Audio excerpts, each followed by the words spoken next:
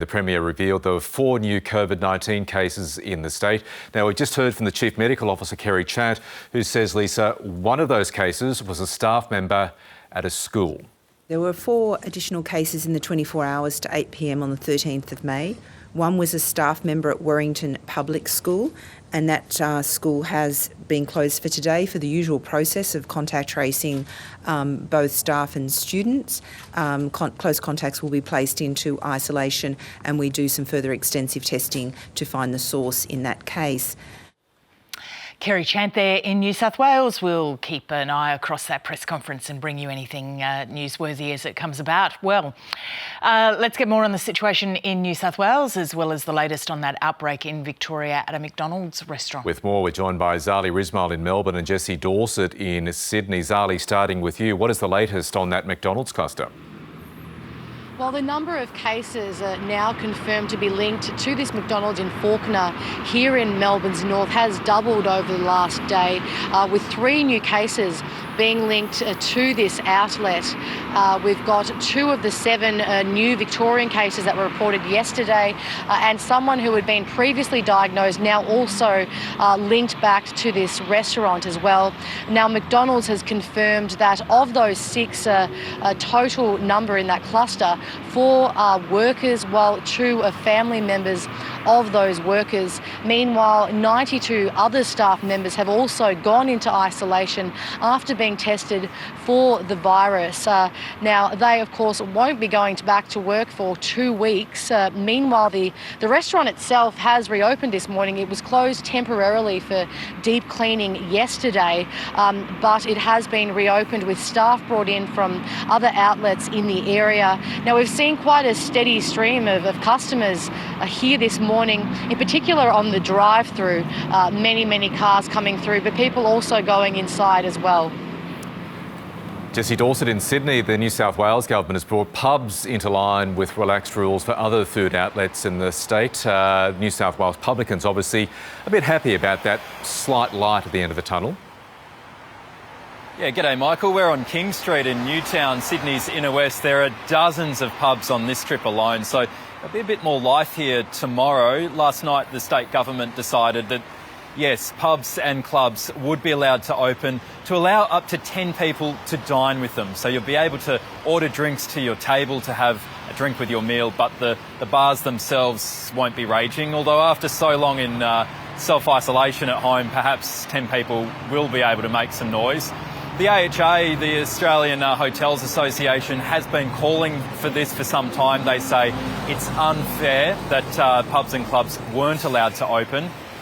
Bars and gaming venues themselves will remain shut, and the New South Wales Premier Gladys Berejiklian has this morning said that she is worried about what will happen tomorrow, but this is an important step in reopening Sydney and the rest of New South Wales. Michael, last hour we were joking about having a schnitty in the sun. Yep. Well, I kid you not, a couple of minutes after that, there were some raindrops. So I think that's a sign that perhaps I should stick to the chicken Caesar salad. Yeah, or the chicken parma, one of those two. Hopefully a bit of a parma-led recovery there in New South Wales. Hey, Jessie, thank you. And Zali in Melbourne, thank you so much too. Well, in London, there's been a string of social media posts showing people pouring off double-decker buses and packed tube stations. On the same day, employees were ordered back to work. It came as the UK government warned it is likely that the UK is already in a significant recession. Sam Hawley has more from London. Boris Johnson told the population to get back to work, and in their thousands, they did. But the message about avoiding public transport didn't quite seep through to everyone, and is impossible for some. Instead, this is what the British capital saw on the first back-to-work day in 7 weeks. Busy roads, commuters streaming off buses and pouring off trains. It's nowhere near the usual numbers, but it's clear social distancing was almost impossible in some cases.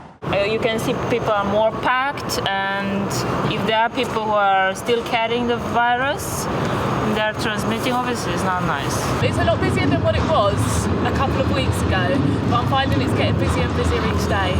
Boris Johnson is facing criticism that he's moving too fast to restart the economy, but he's told the House of Commons he's ready to put on the brakes again if he needs to. I want to remind the House that what we are doing is entirely conditional and provisional. The UK has made a huge amount of progress. The people of this country have worked incredibly hard to get the R down. We cannot now go back to square one. Boris Johnson is also under pressure about the UK's standing on the international stage. The death toll's now past 33,000, and the opposition says the government no longer wants to show the public graphs that compare nations. For many weeks, the government has compared the UK number against other countries. Yesterday, the government stopped publishing the international comparison, and the slide is gone. Why? I think people do understand what we're trying to do as a country, and as for the international comparisons that he seeks to draw now, I think he will have to contain his impatience. In the weeks ahead, all eyes will be on the infection rate, and given the troubles with social distancing, it's hard to see how it could go down. Samantha Hawley there in London. Now to finance with Mads. Thank you very much, Lisa. And look, it's going to be all eyes on the telly at 11:30 today, which is when we get the April jobless figures out from the ABS. Economics experts are predicting it could be up to 9%. So we'll wait and see what that brings. And we'll talk about that more in a little bit. First of all, I just want to take you to the markets because there's been some pretty interesting situations last night. So our market is going to open lower based on our futures. And on the Dow overnight, there was a more than 2% slide, which has been a pretty big slide considering how stable it's been recently. There's the dollar and Tapis crude trading at nearly $30 a barrel. Let's just talk more about what's happened overnight with Marcus Padley. He's the author of the stock market newsletter, Marcus Today. Good morning to you, Marcus. Morning, Madeline. So what's going on? More than a 2% slide on the Dow. This is we haven't seen that for a couple of weeks now. What's happened? Yes, in fact, two 2% slides in 2 days, which is a bit of a worry because corrections start fast. But we're still in a sort of sideways band at the moment. It's not enough to worry us. But what's happening is Jerome Powell overnight has talked about a long, slow economic recovery, and he's putting up the hands that the central bank has only got so many weapons. They are refusing to go into negative interest rates, and they're calling on the government to have fiscal support if we're there to avoid a slow, lengthy recovery. If they want it to come back in a V shape, he's basically calling on Congress. There are fears that Congress have its political issues, so that they're not going to agree on another package. And will we see that reflected in our markets here as well, Marcus? Absolutely. But the numbers to recognise at the moment are that the US market, the S&P 500, is 15% off its high. The NASDAQ, which is mostly technology stocks, is 8% off its highs. And the Australian market is still 25% off its highs. And the PE on the Australian market is 15 times, which is a measure of how expensive it is. But in the US, the S&P 500 is on 21 times, and the NASDAQ is on 26 times. And that's for $14 trillion worth of stocks, wow, which is a ridiculous, it's not a real world number. So the issue is that there's a bit of overpricing in the US rather than Australia. Okay. Look, just to move on to another topic, we're going to be watching today at 11:30 for those jobless figures coming out from April. It'll be the first 2 weeks of April that the ABS took that survey. So by then the shutdown was in full swing. But it's actually not going to necessarily be the full picture because so many of those people are being cushioned by JobSeeker at the moment. Absolutely. And in fact, there's a lot of international commentary that our JobSeeker program has been really quite clever. But it doesn't change the fact this jobs number will probably be the worst monthly number since 1978, the worst since the 1990 recession, and is going to be somewhere between 8 to 10%.